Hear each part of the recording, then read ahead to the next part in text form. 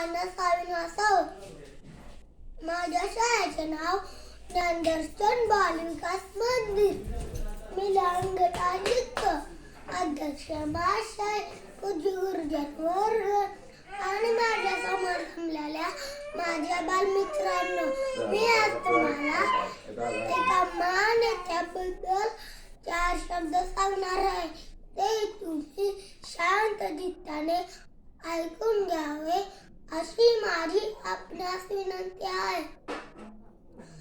तुम मुझे खून दो, मैं तुम्हें आजादी दूंगा या घोषणेने भारतीयांना इंग्रजांच्या विरोधात उभे करणारे सुभाषचंद्र बोस यांचा जन्म कटक या ठिकाणी झाला.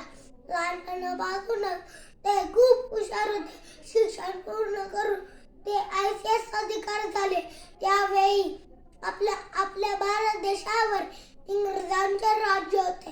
त्या काळातच सुभाषचंद्र बोस गांधीजींच्या विचारामुळे त्यांच्या मनात देशप्रेम वाढू लागले आणि त्यांनी मोठ्या पदाची नोकरी सोडून स्वतंत्र लढ्यात भाग घेतला आणि त्यांनी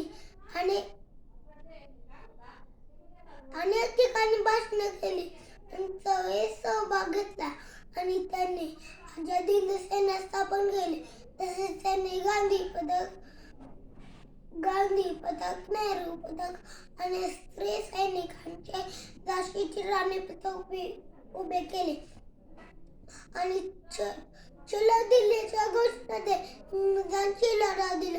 आझाद हिंद सेनेच्या मदतीने ब्रिटिशांचा पराभव करून आपल्या मायभूमीला स्वातंत्र्य मिळवून देणे हे त्यांचे स्वप्न होते. दुर्दैवाने भारत स्वतंत्र होण्यापूर्वीच एका विमानघातात त्यांचा अंत झाला. आज प्रजासत्ताक दिनी त्यांचे स्मरण करून मी माझे भाषण संपवतो. बोलो भारत माता की जय.